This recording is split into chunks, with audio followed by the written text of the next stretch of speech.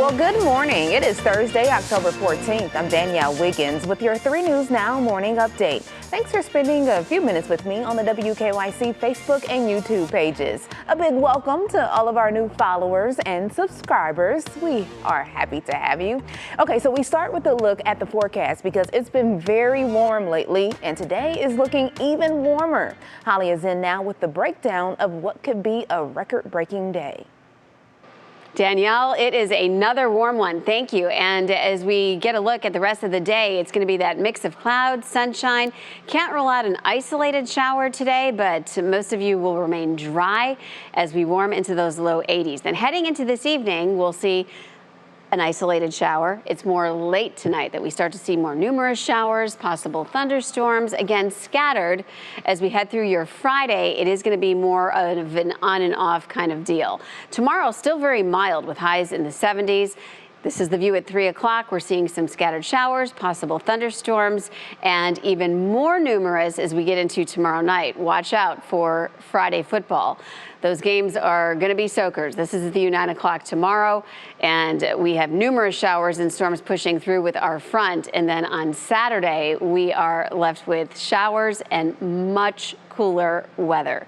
Saturday soaker, probably a good way to think about it, but not today. It's going to be warm, highs in the low 80s, partly to mostly cloudy skies tonight, scattered showers, thunderstorms tomorrow, scattered showers and storms, and really becoming likely late in the day tomorrow night. And then Saturday, I'll tell you what, that's going to be a rude awakening with cool, breezy, rainy weather, upper 50s, 60. Partly cloudy skies Sunday. Go Browns, 4 o'clock game. Weather looks very nice. And then lots of sunshine as we head into early next week. Danielle, back to you. Thank you so much, Holly. Okay, so we turn now to a look at COVID cases in Ohio. The state reported 5,648 new cases on Wednesday. We are once again above our 3-week average after several days below. And today, the FDA will begin tackling questions of booster shots for Moderna and Johnson Johnson. The FDA will meet starting today to decide whether extra shots of the vaccines should be given and when. A CDC panel will then make recommendations. Meanwhile, a new law is now in effect in Ohio banning mandatory vaccinations in public schools, including colleges.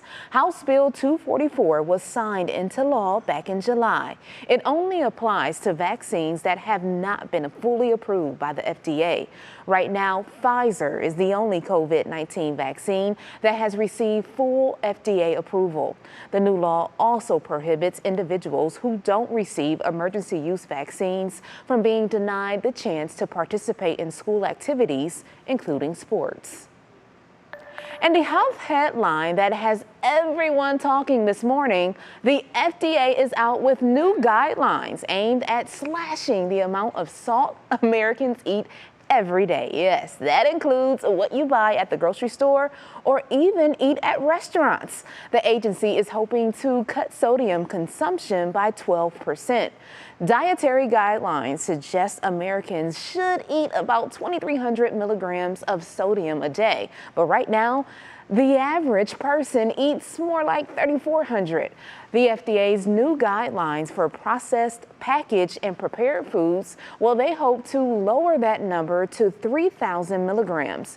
FDA Acting Commissioner Dr. Janet Woodcock spoke with NBC's Hallie Jackson about the decision. Why did this take so long?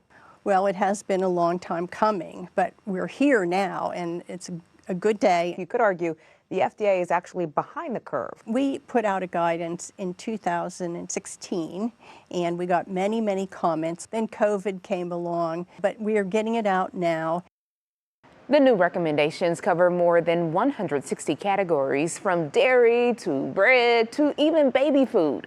They've been in the works for years. The FDA says lowering sodium gradually will help people's taste buds adjust. Okay, turning to the general election now. The state of Ohio is in need of poll workers ahead of the election on November 2nd. We need about 17,000 people to sign up to be poll workers. And so we're putting out the help wanted sign. We're asking people to consider signing up to be a poll worker. Like many jobs right now, there is a high demand for poll workers, including here in Cuyahoga County. Poll workers can make up to $200, and if you help deliver and count ballots, you can make up to $15 an hour. And a reminder from the Cuyahoga County Board of Elections, if you plan to vote by mail, make sure you completely fill out the highlighted sections of the application. Right now, they are seeing more than 500 date of birth errors.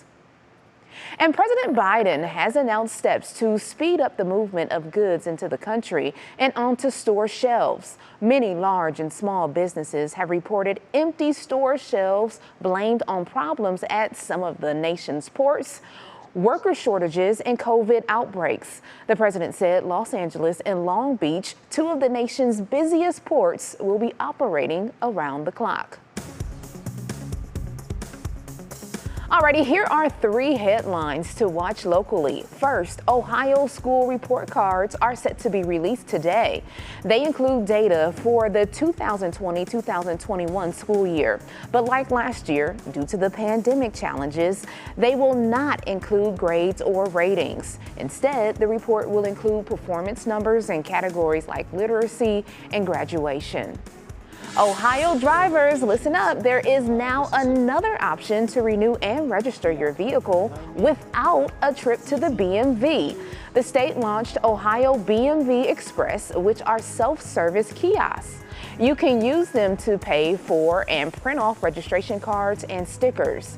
There are 9 of those kiosks across the state, and right now the closest one is at the Deputy Registrar in Medina. The BMV plans to add more of the kiosks after gathering data from this launch.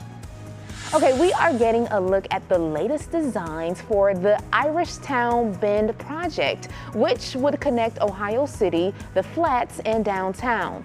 The project includes 23 acres of green space. That would make it one of the largest waterfront parks between New York and Chicago. The Metro Parks will build a riverfront trail that will be the final link to connect the Cuyahoga Valley National Park to Lake Erie. And I think a lot of people can't quite yet get a sense of the scale of Irishtown Bend. This is really a once-in-a-generation opportunity to link our neighborhoods down to the waterfront and create a public space that everyone can enjoy. Work to stabilize the hillside will take about 2 years. We could see the project finished by 2026. Well, thank you for taking time to join me for this 3 News Now morning update. Our digital team will continue